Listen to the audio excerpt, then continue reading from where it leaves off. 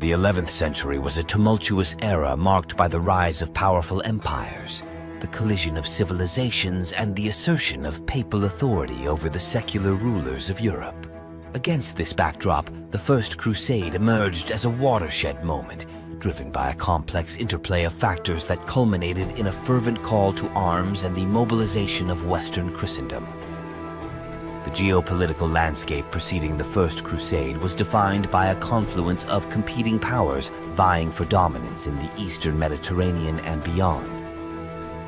What modern historians call the Byzantine Empire, the remnant of the once mighty Roman Empire, struggled to maintain its territorial integrity in the face of encroaching adversaries. The Seljuk Turks, emerging as a formidable force in Anatolia and the Levant, posed a significant threat to Byzantine interests, seizing territories and disrupting trade routes crucial for the empire's prosperity. Amidst this turmoil, the Holy Land, comprising Jerusalem and its environs, held profound religious significance for Christians, Jews, and Muslims alike. Control over Jerusalem, revered as the site of Christ's crucifixion and resurrection, became a focal point of contention, exacerbating tensions between Christian pilgrims and their Muslim overlords.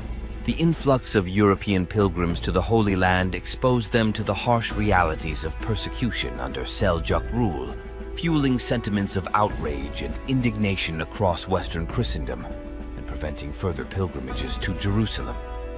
Simultaneously, the papacy, under the leadership of Pope Urban II, sought to consolidate its authority and extend its influence beyond the confines of Rome. The investiture controversy, a protracted struggle between the papacy and secular rulers over the appointment of bishops and abbots, underscored the need for the Church to assert its supremacy and rally support for its cause.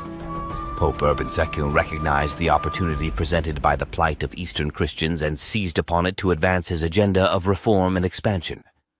The Council of Clermont in 1095 served as the crucible in which the flames of crusading zeal were ignited. Pope Urban II delivered a stirring sermon exhorting knights and nobles to take up arms in defense of their faith and liberate the Holy Land from the yoke of infidel rule.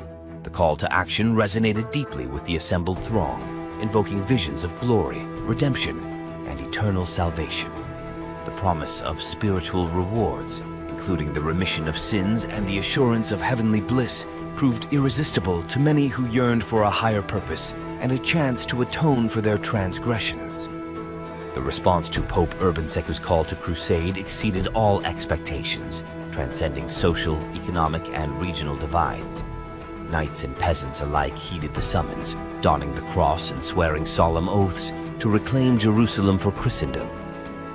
The People's Crusade, led by figures such as Peter the Hermit, set out ahead of the main army, spurred by a fervent desire to hasten the liberation of the Holy Land.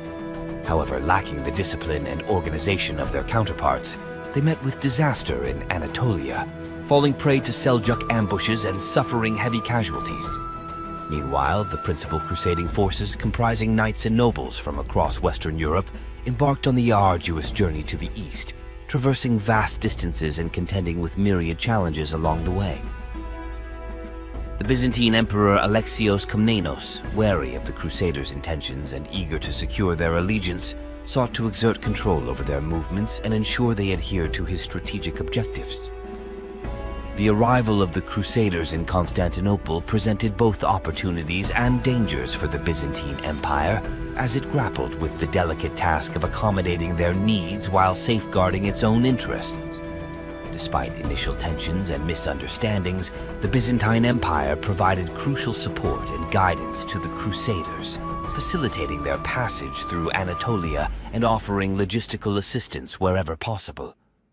The Siege of Nicaea marked the first major engagement of the First Crusade, as the combined forces of the Crusaders and the Byzantines sought to wrest control of the city from the Seljuk Turks. After a prolonged siege, Nicaea fell to the Crusaders, bolstering their morale and enhancing their prestige in the eyes of both their allies and adversaries. The subsequent march through Anatolia proved perilous, as the Crusaders grappled with harsh terrain, inclement weather, and fierce resistance from Seljuk forces. The Battle of Dorylaeum witnessed a clash of titanic proportions as the Crusaders confronted a massive Seljuk army intent on annihilating them.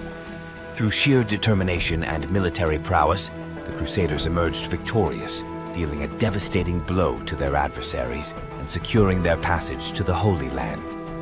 The capture of Antioch marked a pivotal turning point in the First Crusade, as the Crusaders overcame seemingly insurmountable odds to seize control of the strategically vital city.